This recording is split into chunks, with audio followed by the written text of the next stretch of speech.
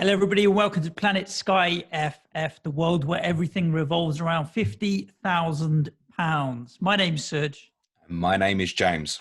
And I feel like to get 50 grand now, James, we may as well just stick a couple of quid on the lottery, get a scratch card, because it's going to be difficult. You need the reactions of a world-class goalkeeper to be able to try and win this game at the moment, unfortunately. It just got a lot harder, I think, for everybody. Yeah. And sometimes, even if you are, I don't know if I'd consider Sam Johnston world-class, but he's not a bad goalkeeper, and even his reactions aren't going to help if one of your defenders does what Sawyers did yesterday. Was it Sawyers who scored the own goal? It was when it remained yesterday. I was going to say Sam Johnston's -2 last night in Sky would not have helped you at all. and yeah, I mean, he is owned by 0% of the top 1,000. I don't think anybody was too bothered. Nah. Obviously, we've seen a postponement this week with Man City, Everton. Some people will have bought in City players this week for that.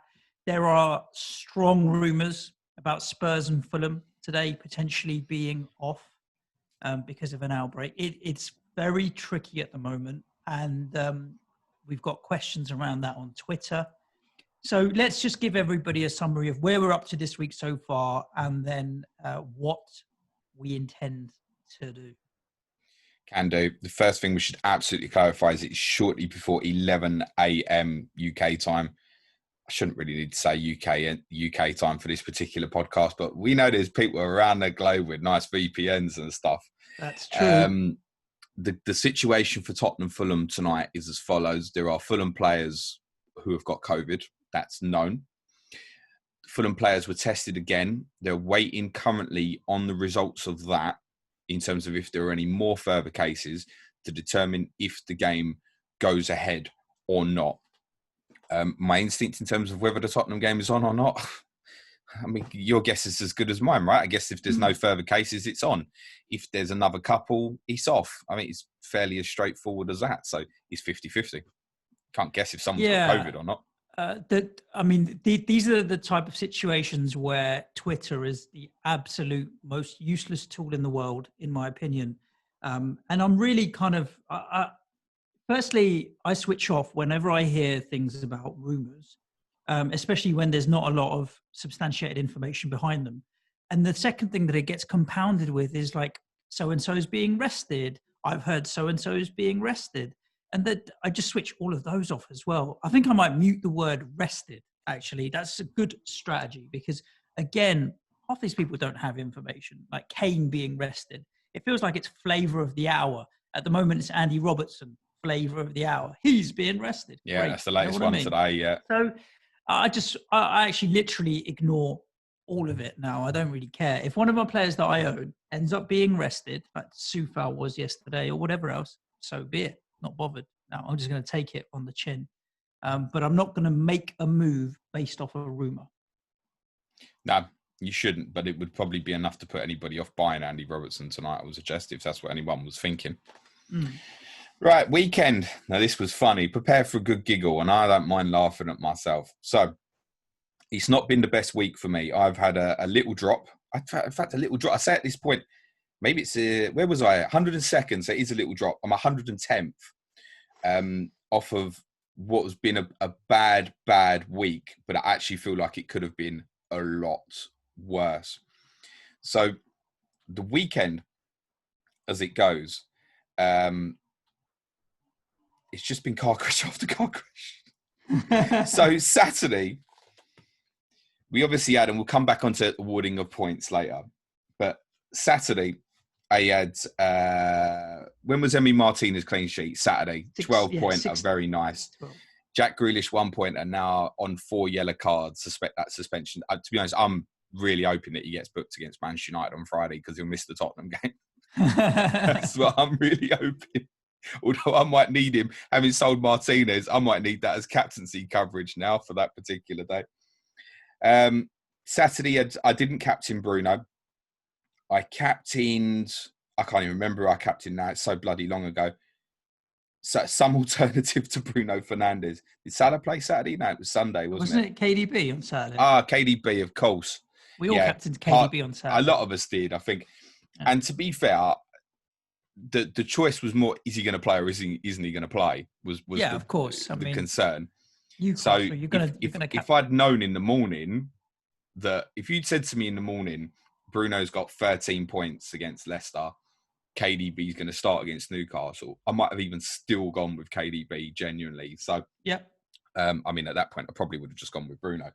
But no regrets for going KDB captain on the Saturday. There's a lot of talk about him in terms of, is he a hold? Is he worth the money at the moment? But it's the explosion of if he goes off as a captaincy, you're going to be down 40 points on everybody else. That's always the risk with him.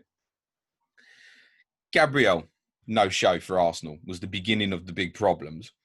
So turns out Gabriel was in close contact with someone who had COVID, doesn't play. On the face of it, immediately, not that bothered that he didn't play against Chelsea, because you wouldn't have anticipated passing tier or clean sheet for Gabriel in that fixture particularly. But then obviously the isolation means, right, he's going to miss the Brighton and West Brom games. Oh, shit. Fine. What do I do now? Do I hold him? For all the way through till Palace, knowing I've now missed 4 games of him? You think, hang on, I've got to move this. So Saturday night, I was planning until very, very late in terms of what to do. And I actually went to bed and decided I was going to buy Soufal. Mm-hmm. And the reason I liked buying Soufal was it enabled me down the line the exact money to go from Grealish whenever this 5th yellow card hits to go to Aubameyang, or obviously go to Aubameyang after Villa play Tottenham if it didn't happen beforehand. Then I changed my mind in the morning and I did something very, very different. I decided I wanted to buy Ruben Diaz. Now, I'll put my hands up and say, in hindsight, selling him the previous week was a mistake. So I decided I was going to get him back, but I couldn't go straight from Gabriel to Diaz because I only had 1 million in the bank. So I sold Martinez for Meslier. And Ilham Meslier's 21 points in the 2 games has kind of saved this from being a very bad week and made it an average week. So I've now got the money to go from, I've got 1.1 million available to go from Meslier to Diaz on Monday. Sunday, pretty much rest my game week, as like most of these game weeks, it's gone very well for me with the double defensive Liverpool, Matip, Robertson. I've obviously got Salah captain like everybody else, you would think. No, you didn't get Matip's clean sheet, did you? Well, West Brom conceded in any case. So true. It works different to FPL. So if Liverpool had won 1-0 and he played 60 minutes, then obviously he would have got the clean sheet points. Yeah. The reason Matip's injury hurt so bad was he was 11 points off passing tier with half hour to go. He was 1 off tackles. He's got the assist. He's on for the clean sheet. It was genuinely looking like it was going to be an 18, 19 pointer. It's ended up being 5. And of course, Liverpool start getting nervous because he goes off as well, which also cost the Robertson clean sheet. So again, it cost what would have been, what's turned out to be a very average week, would have again been a very, very good week. But the problem I've now got is I've now got Matip and Gabriel still sitting in the squad, both injured. 1.1 million in the bank. To be honest, it didn't take me long to come to the conclusion of what I was going to do. Buy Ruben Diaz and John Stones. So on Monday, just before Leicester kicked off, that's what I decided to do. John Stones, Ruben Diaz. And half hour after I bought the 2 in was the first wind I got that the Manchester City game might be postponed, which was about 3:15, 15 minutes after the Leicester game kicked off. And if you bought a Man City player on Monday, which you probably only should have been doing if you had injuries, which some of us may well have had. I won't be the only one that went to Diaz or Stones on Monday. Definitely not. Then it is what it is. It's just incredibly bad luck. But I've had plenty of good luck recently as well, and I've had a very, very good run. If you'd have said to me at the point when I bought Joel Matip, and I don't know where I was, probably in 12,000 or something. If you'd have said, James, you'll be 110th now, I'd have taken it. So it's very frustrating at the moment, but it's done well for me. The frustration is I'd managed to change the picture, if you will, to go, right, I'm not going double Liverpool now. I'm now going to steam into double City defensively. And there was risk in that anyway, because John Stones was a risky call, right? Course, I feel like at any time he could come out the team, but you start getting to the point you're thinking, well, he's definitely first choice. And every City fan I speak to says he deserves to play at the moment. This is the best he's played since he joined the club. He's playing really well. We're not conceding goals. Why would he change it? Listen, every week we're going, why would Guardiola do that? So there's every chance it could have changed. But my thinking was, if I was wrong, and suddenly it changed again over City's 3 games, if you include the midweek fixture against Brighton in match week 18, then my thinking was, right, if that doesn't work, then that's my easy stones back to Gabriel. And then we just go. And from that point of view, in my head, I was done with transfers. I was like, I'm covered for everything. Now... Until overhaul, basically. Yeah, well, knowing that issues are going to come up and I'll have to make other transfers, yeah. of course. But like, that's it, plan done. Forget this. This team is now almost dead. Within the 15 minutes of like the 3 p.m. deadline passing, even the fact that it was a 3 o'clock kickoff, if it wasn't a bank holiday, like say this coming Friday, and the first game was 5:30, I would have known. Yeah, of course. There's just so many things that just, if you bought a City player on Monday, it was dead unlucky. The major question is obviously what to do next. But in terms of final overall game week, I mean, obviously... It's not finished yet, of course. Yeah, I had KDB blank Saturday from a captaincy perspective, effectively passing to, Salah blank Sunday. So Monday, because obviously Zuma was rested as well, I only, like a lot of people, just said Jack Grealish is 2 points or so. Yesterday, I've kind of hung on to a decent rank because I'd bought in Meslier. So Meslier, Neto's 8 points on Sunday was handy, although as a Spurs fan, I really wish they hadn't happened. So hanging on, and my instinct at the moment is to do nothing. Well, I think is the best course of action at the moment. Let's get to the future in a sec. So you're on how many points for this week, James? 102. Not bad. I'm on 94. This seems to be a running thing where you always seem to be 5 to 10 points up on me week on week. I've had a little red arrow this week where but only we're talking 50, 60 places and the game week's not done. And unlike a lot of people, I have Sun tonight. I have some Spurs coverage. A lot of people don't have any Spurs coverage tonight. Armband will still be on Salah, but I've got Salah, Robbo and Sun. So I'm hoping Sun will be the difference that catches me up the 20 points. How many transfers left now, James? 21?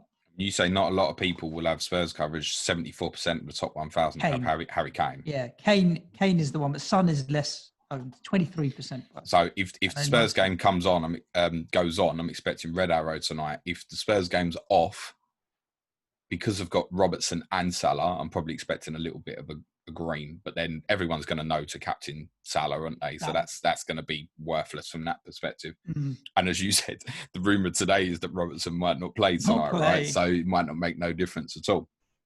How many transfers you got? 21 now? I'm down to 21, yeah. The problem in terms of transfers now is I'm looking at it and going, I mean, this situation could change very quickly. And I think we're all assuming at the moment that Chelsea Man City on Sunday is going to be off. Now, if it is, that leaves me from having 4 players in that fixture to having no captaincy on Sunday.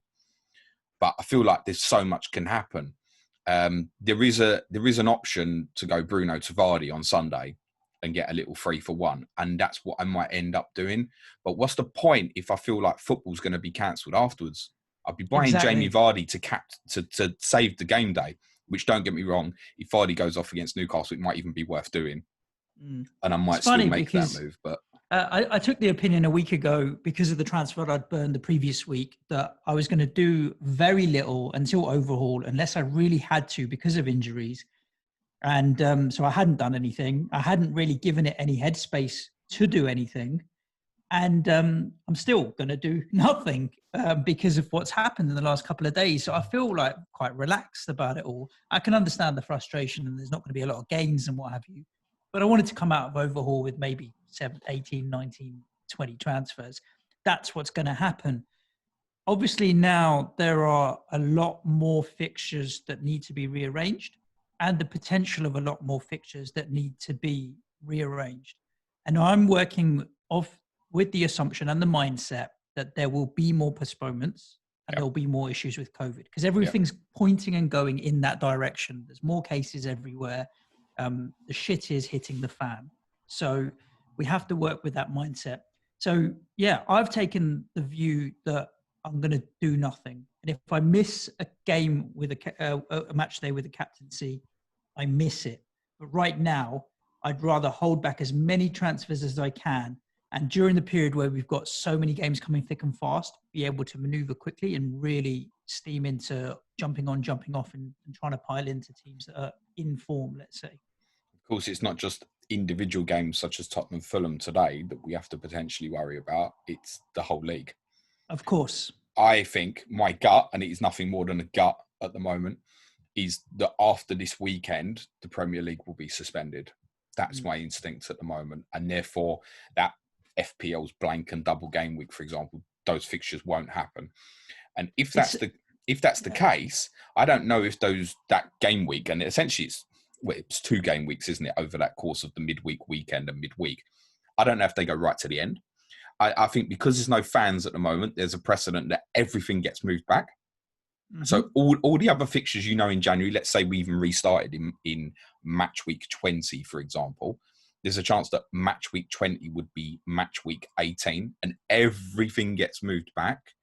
There's no easy solution to that in terms of a lot of people saying, I'll finish after the season starts, carry on the season a little bit. But the Champions League finals one week this week after the Premier League final weekend.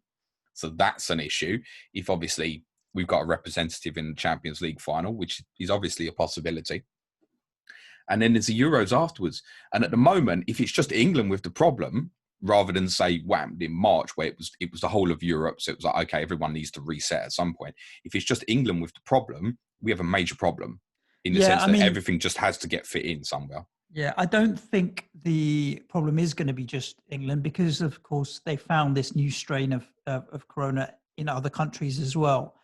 The difficulty at the moment, it's interesting. You say your gut feel is that things will be suspended. I actually think that there's some logic and common sense behind it as well. The problem we have at the moment is some players have and some players haven't got it. And the timing between the test and the results is so tight that the turnaround between the games is 2 or 3 days, that if there was a solid week of no fixtures, they could test everyone on a Sunday night. And by Monday, Tuesday morning, they'll know who hasn't got it, split everybody out. Then they've got 3 more, wait another day, test everybody again. And before the next weekend comes around, we will know definitively who's got it and who hasn't. The problem is right now that before you know it, you're playing a match again. So there's no 5-day window where you can test people twice, make a nice clean slate of it, and then start again. And that's the circuit breaker that Allardyce is on about and what have you. So the minimum we would need is 5 or 6 days with no games. The problem with that theory, what are we? We're in the biggest, the most busy time of the schedule. The problem with splitting people is there's nothing to say that you don't. Testing, I guess, will happen at training grounds in most cases. So you've got to be isolating whilst you're testing. That's the thing as well, right? Well, the problem is, so let's say teams get tested on a Monday. So you test everyone on a Monday. You get the Monday afternoon. Say even when you're leaving training. So then you get the results Wednesday afternoon, Wednesday morning, something like that. So what do? You don't go to training on Tuesday? And then all those who tested on Monday, positives and negatives, in between, have been in close contact, have been training together. You don't know. And here, you know what footballers like, high fives and what Heung-min Son and his secret handshakes. The other thing is Hassan Hootel obviously missed the game yesterday. Yeah, Scott Parker at the weekend for Fulham. Why? Because a member of their family tested positive. So now what we're going to do? Are we going to get all the players and all the members of their families in as well? Because it's not just within the players' communities that they can pass COVID, right? It's coming from everywhere. So this 2-week break, circuit breaker, or some form of stopping everything, if the cases keep going in the direction that they're going in, is almost inevitable, in my opinion. It's going to have to happen the way things are going. So with that in mind, just going to kick back, relax, put my feet up, and watch with some popcorn as the car crash unfolds in front of us. There is a case to say, in terms of to come back to Sky, there is a case to say buying Harry Kane today is reasonable if you don't have, for 2 reasons. One, obviously his ownership is quite worrying. And if you want to captain him over Mo Salah tonight, that would be a strong reason. And obviously Leeds being Saturday lunchtime as well, you will at least get to see the team and know if that game's happening or not. It's essentially Spurs are going almost last of this game week and nearly first of the next game week, right? I know there's New Year's Day games as well, but Wednesday night to Saturday lunchtime is quite close in terms of what can go wrong in between. And then I think if you lost Kane beyond that because the fixtures don't work out for you, if you've got the returns of the 2 games, then I can see some sort of sense in that. It's not going to be, for me, I don't think. I can't even go anyone but Salah to Kane. So it's not going to be for me. No. Very difficult. In terms of captaincy coverage, we always weekly go through who we are going to captain. What are your thoughts? I mean, obviously tonight you're going with Mo Salah, I'm assuming. Yeah, I'm going to go with Mo Salah. Yeah, and we're working off the assumption, obviously, that all the games go. What I would advise for those who've got Salah and Kane is quite simply this. In my opinion, having watched, I obviously watch every Tottenham game, and a lot of you will have done as well. It's not looking great. Fulham are improving, and Newcastle look how they always look. Like they'll either make the game very difficult or they'll get ripped apart. And my instinct is that an angry Liverpool will go to St James's Park tonight. What I would advise for those who have both and are indecisive, let the Fulham team dictate what you do if the game goes ahead. So if Fulham's back 4/back 5, because they like to flip-flop between the two systems within game, if Aina, Anderson, to be honest, not even Aina, I wouldn't worry about that because Kenny Tete's fit as well, and he's probably even an improvement. But if Anderson, Adarabioyo and Robinson are all fit and all play, captain Salah. If suddenly you start seeing Dennis Odoi and LaMarchand and stuff like that in the Fulham team, stick it on Harry Kane. That would be the advice at the moment. On New Year's Day, are you looking past Bruno against Villa at home? The problem with Bruno, and it kind of goes back to Saturday, I still think it was the right choice to go with De Bruyne. But because Bruno's ownership, I mean, we are talking about in the top 1,000 currently, 6 people don't own him. Yeah, exactly. It's 99.4%, right? So I'm like, who are these 6 people that don't own Bruno? Make yourselves known. you've almost, even the dead teams have got him clearly, right? You're almost losing straight away if you don't captain him is the problem. So I think, unfortunately, yes, Bruno. I actually quite fancy that Jack.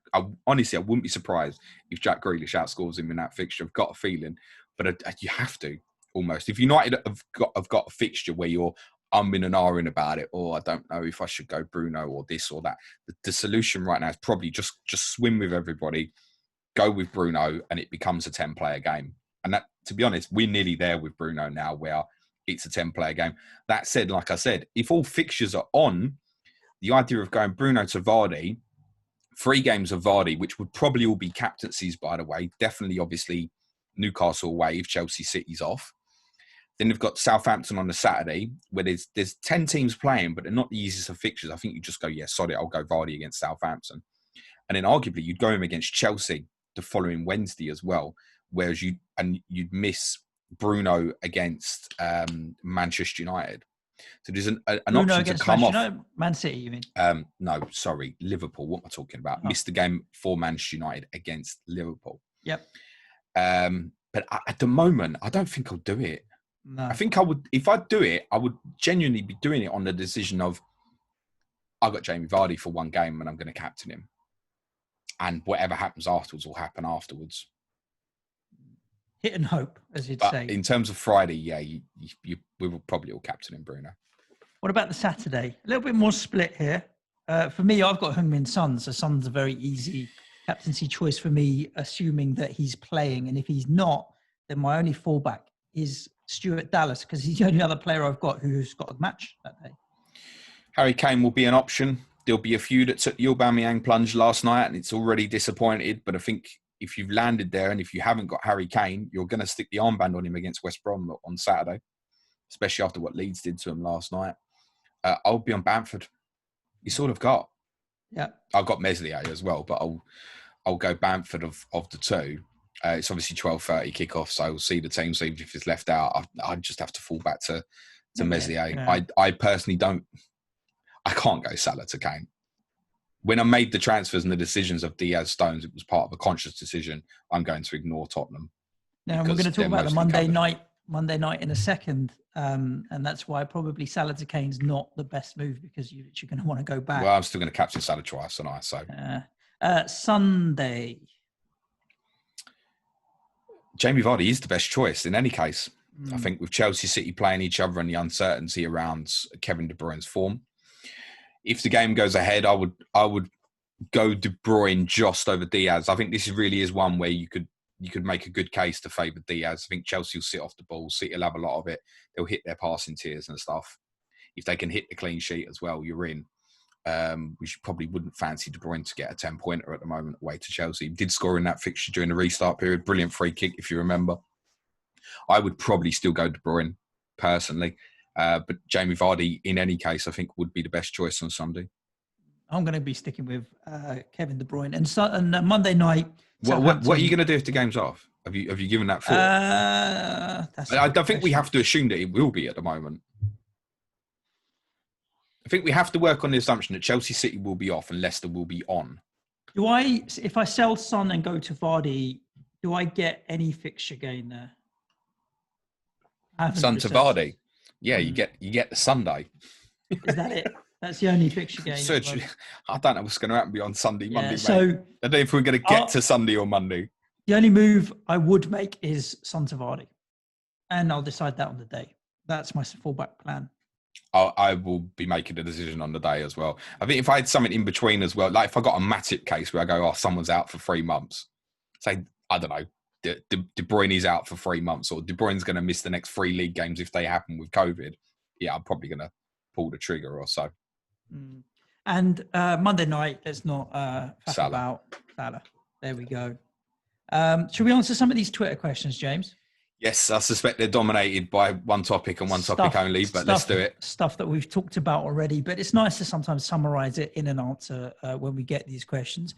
Normally when we put a tweet out, I don't know if it's necessarily related to when you put this tweet out, but this did go out yesterday. We get 20, 25 questions for Sky. We've got a massive 10 today. That's because no one knows what to do. Exactly that, James, no doubt. We'll start with the bottom and work our way up. FPL Fantasy Phenom. How many transfers should you still have by overhaul? I mean, that I just answer it with the shrug emoji. Literally that. Literally that. I don't think there's right or wrongs. My opinion pre-January fixture announcement was it would be okay to have 15 left. My analysis after the January fixture announcement was I would want more and closer towards 20. But I think it's team specific. The reality is, if you've got problems that come up like Matip, you can't sit there and go, oh shit, I wanted to have 18 left and I've used 18. You've got to go, right? Yeah, you've got to move it. And I haven't, do you know what? Probably for next week, I should have a look into how many of the transfers I've made have been due to illness or injury. I'd bet it's more than half. I'd say more than 10 of my transfers have been down to injuries or illnesses in some way. And you have to react to that. If you've got a player that you know, I mean, Joel Matip, I didn't need the clarification from anybody on Monday to say Joel Matip's going to be out for 3 months. I knew at the time that it was long enough that he wasn't going to be playing this coming week. And if that happens, you need to have cat-like reflexes and just get it done. So, I, to be honest, we don't even know how many fixtures at the moment are going to be between now and overhaul in terms of if 18 and 19 is off, in terms of match weeks 18 and 19, and they're not played till the overhaul, we've got 5 fixtures left for everybody. If there's a 2-week suspension, we might be in a position where it's a 4-week suspension, in which case we've probably got 2 match weeks left before the overhaul. And then, to be honest, unless it's to cover players who definitely aren't going to play, I'd say don't make any transfers at all. Exactly, yeah. Brian Edmondson, Edmo38 on Twitter says, amidst the chaos and game cancellations, could the guy who had led from day one somehow hold on? No, Brian, it's just not possible. Well, I don't know how many transfers he's got left, but I noticed... I'm working with the assumption that he's got none. I noticed it was a massive lead, and now it's only about 13 points or so. So I'm guessing that, it's probably nearly out of transfers as well. Yeah. Kelvin at Guest Chef. My A team has slipped from 700 to 1700 over Christmas. I'm panicking. Should I ride the Christmas period out and save transfers or carry on with the planned transfers? I've got 24 left. Ride it out. 24 is a good number. Mm-hmm. I know there's guys out there with 28s, 29s who are in a great position, by the way. Same answer though, isn't it? With the uncertainty, you just got to. Yeah, you've got to follow the. Do you know the worst thing you can do at the moment is stick on like the proper news, like BBC or ITV or whatever in England, because if you stick that on, you will think shit. Football's likely to get binned tomorrow. I can't answer that. I mean, if the plan, I think if the plan is to get Harry Kane tonight, for example, if that is in your strategy move, I think I would say make the move. And then you need to reassess on a day-by-day basis. I think a lot of the ones, like I said, will be thinking sort of Bruno Vardy on and off, maybe on Sunday. Just get to Sunday first. And there's loads that can happen in between. What's to say you haven't got another player, Mo Salah gets COVID again or something, right? And the whole picture changes. I think if you've got a plan to buy Harry Kane tonight, I think you should stick to that plan. If you had a plan to buy Liverpool players tonight, I don't think that would have been in your plan. Surely that would have been before, wouldn't it? So I think if your plan was Kane, or even if your plan was Son, I would say, yeah, go ahead and make the transfer. Otherwise, at the moment, I think it's hold your horses and wait till we've got more information. The definite thing I can say is once we get to the weekend, we will have a clearer picture. But I genuinely think it could fall like a pack of cards where you'll wake up Saturday and you'll think the weekend games are playing and the 12:30 game will be off, and then by 3:00 everything's off for like 3 or 4 weeks or something. Yeah. It will fold like that, I think. So I don't know how we can plan ahead. I've just looking through the other Twitter questions, James. Shout out to Simple Goal, Phantom Mantle, FPL Thomas, Dragon, Sky FF, David Rowe will come back to, and also FPL Wilson. We've answered all of your questions in the sense that what to do now, sit tight and kind of hold fire. Like Phantom Mantle was asking, how many of the rearranged games will be played before the overhaul? Well, the answer is that there may be more postponements before the overhaul. That's more likely than postponed games getting played before the overhaul, is that other games are going to get postponed before the overhaul. So unfortunately, we can't help with a lot of that kind of thing. I can give a summary in terms of if someone turns around and says, no matter what, Premier League football won't get suspended. And look, there is a possibility games will continue. Just for me mentally, I can't vision it at the moment. I think the games are going to go. Let's say all the games stay on. I think we're now in a position 30th of December. Burnley and Manchester United is very unlikely to happen next week, even if Manchester United and Manchester City in the League Cup semi-final is postponed. That obviously does leave United was scheduled to play. Can Burnley play them? I think it would need a very quick announcement on Manchester City. And then, yes, there is a possibility that Burnley and Manchester United could play each other next Wednesday, this time next week. That is possible. It's still possible, but I think unlikely. That fixture could obviously also go into the midweek of match week 18. The problem with 18 and 19, so we know we've got 10 teams playing one midweek and one the other. The whole idea behind it was that the TV companies, i.e. Sky and BT Sport, would be able to show all 10 games at unique times. The original idea pre-season would have been 7:30 and 8:15. It's obviously now opened up that it's 6 and 8:15, and the games are literally completely exclusive of other fixtures. Dropping Man City in there doesn't work. Or the Manchester United fixture. It just doesn't work in terms of the fixtures of other games either side without clashing with TV games. Now, honestly, if football is still going on, then games should get put into those weeks. It's particularly for Man City, this is going to get ridiculous in a real hurry if that game against Chelsea is suspended. They are already going to be without weeks. Basically, even if they go out of the FA Cup third round. As long as they keep doing well, if they get to that stage of Champions League, they're already out of 3 midweeks to play their games. So if there's a 3 midweek, you really should put them in there. TV might yet dictate.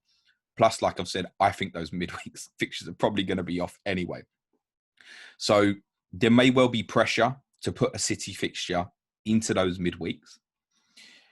Match week 22, I've noticed there is a gap to try and work City fixtures in. So in match week 20, which is midweek fixtures, which if there is a 2-week circuit break, might be what we return to. City are due to play West Brom on the Tuesday.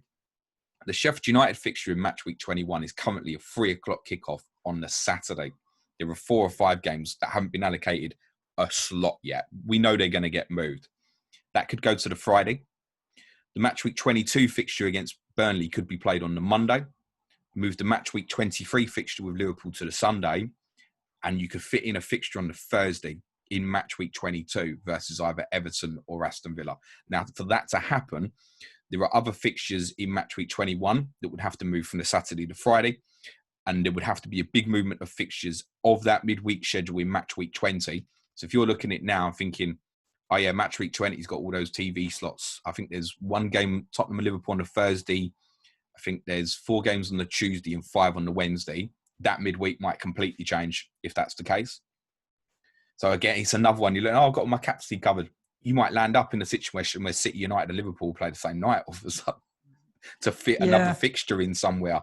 So I mean, I think I what don't you're have the doing answers. there, James, is actually quite bad for your health. So I think you should stop doing it.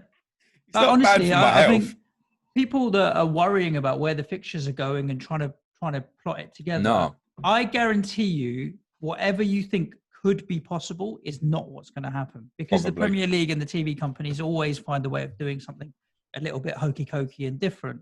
And so I just think it's just a waste of headspace. There's other things you could do, like, I don't know, do a Sudoku or something. Oh no, listen, all I'm explaining is that these are the possibilities of where City could get games in. Yeah. To be honest, that match week 22, to give you an example, they might open up that whole period, and it might be when a rearranged Carabao Cup semi-final gets played, for example. So definitely, I'm not saying Sky players should switch off at the moment, but honestly, unless you're buying Harry Kane today, I don't think you should be making any transfers until at least Sunday, when you've got a clearer picture. Just forget it. Try and make sure you've got a captain and forget about it, because the long-term planning, it's ironic, isn't it? We're finally in a position we can do long-term planning in this game. It was easier when we only had a week's notice for what games were going to happen. It's true. It is what it is, which makes this game, which is so fixture important, so difficult to predict. And anything that me or Suj would advise right now is a guess. It's pointless. It's a guess. And let's leave the last question of the show, James, to Ian Parrin at Plan It Sky. He's worth a follow because he's very, very good at this game and also this fixture-related stuff. But it's not related to fixtures, James. Maybe this is a little bit of rant time. What are your thoughts on the Leno and especially Zuma added points this week? Seems there were several similar scenarios earlier in the season that have not been corrected. Should Sky give the fantasy football game the same attention level that we do as players? So, the Leno penalty save, what annoyed me was one of our friends of the show, Owen Kinnear, sent a tweet to them saying, like, come on, it's Monday. The guy saved the penalty. This is, and not many of us own Bernd Leno, right? I think quite a few actually did buy him last night, ironically. But on Saturday, not many would have owned. And it's not a matter of doubt of 60 passes or 61 passes. The guy saved the fucking penalty. Yeah. Give him the points. Yeah. So it's a little bit scary that we can't do that.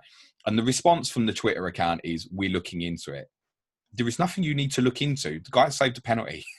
Give him the points. If the response was give us 24 hours, we're getting it sorted, job done. At least we know where we stand, right? The problem that Sky are now going to find is that they've added the points for Leno, and I think it was always a case that Leno was going to get his points. I don't think there was ever much doubt about it, but I had a pop and some other people had a pop because it's just not good enough in terms of cleanness of game. You got people like us, Hub, Scout, all trying to promote the game and encourage people to join in and make it a better community. And we can't even give penalty save points. We enjoy the game. Like, it's a lot of very fun, much so. This game. That's the thing, right? It's not we're not having a pop because we want to have a pop. We enjoy the game, but this is a situation where there's money on the line for a lot of people. Yeah. They themselves encourage these cash leagues as well that people are putting in. If it was FPL, you know what? At the end of the day, there's no gambling or free game, all that. Yeah. Whatever. I mean, to be honest, this is a free game as well, which we should remind people of. But there is a big paid element to it as well. And I start this show every week that revolves around £50,000 because there's a chance we could win it. So that's where it stings a little bit. And I think, though, the reality is that with our podcast, this is now season 2, even with the stuff that Scout and Hub are doing, it's increased in the last, say, 12 months, 18 months, a lot more. And so the game is getting a lot more eyeballs now. And maybe they didn't see the growth in the game in the way that it's happened because of the eyeballs that it's getting now. But if this is not a shot across the bow, say, look, take this seriously, because we are too. And it's coming from a place of we enjoy the game, so we want it to be as good as it can be. That's right. But come on, sort it out a little bit here. So that's my thoughts as well. The problem now is they've opened a big can of worms. So obviously Leno got the points, and quite rightly so. Kurt Zuma I own Kurt Zouma. Do you own Kurt Zouma, Suj? Yes. I imagine a large majority of the listeners currently have Kurt Zouma, unless they might have got the hump with the Monday resting and decided to sell him, and the fact that he might not play Sunday. Kurt Zouma should not have been given his 2 points for the passing tier. So I'm always aware if a popular players.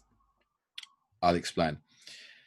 I'm always aware if a popular player is getting passing tier, because if he's close, my guys in the Patreon Slack channel are all over it. Zuma's on 55 or whatever. There's no need to be counting for me. Someone's on the case. So I was aware straight after game, basically, that Zouma was on 62 passes and should have been hitting tier 1. Okay, he's not been given the passes. To be honest, the thing I find with the passing is there can always be some subjectivity in it. Like, has there been a pass that was deflected on its way through or something? So I always feel if I get it, I get it. I don't. It's kind of how I feel. The problem is they've now decided afterwards through pressure of social media or people have asked questions or whatever. And I even said to Dan Cox, if you know your guy, you should have a word. But it was more in response to get the Leno stuff sorted out. And the problem they've got now is Kurt Zouma is not the only player who's had passes this year who's not been given the points. That's the problem. Now, there is a list of players. James Ward-Prowse, apparently, on a potential captaincy night against Newcastle a little while ago.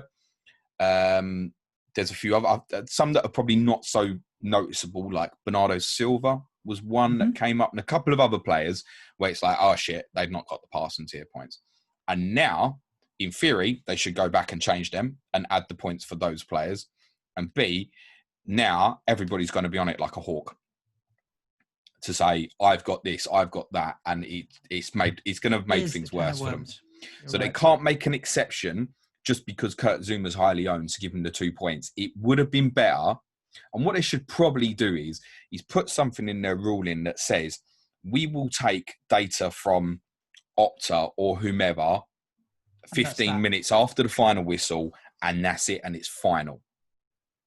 And that's probably because at the moment, it just leaves them open to being battered to say, you need to change his points, you need to change his points. I would prefer that, to be honest with you. I don't mind.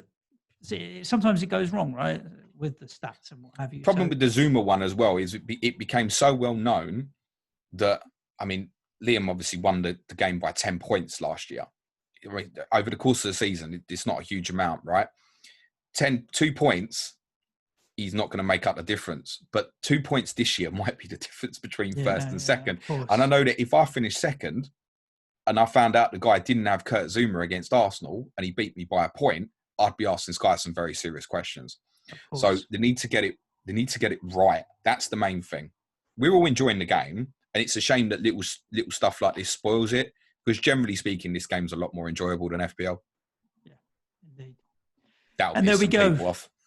On that note, thank you everybody for joining us on this show. If you need more content from us, you can sign up to our Patreon, patreon.com/Planet FPL, but do it on Friday when the new month starts, because you get better bang for your buck. In the meantime, like we've spent a lot of time talking about COVID in this episode, so it doesn't need me to tell you, but I will anyway. Please stay safe wherever you are. Thank you for listening. Chat for now. Thanks, everyone. Good luck. Stay calm with those transfers. Cue music, please, man child.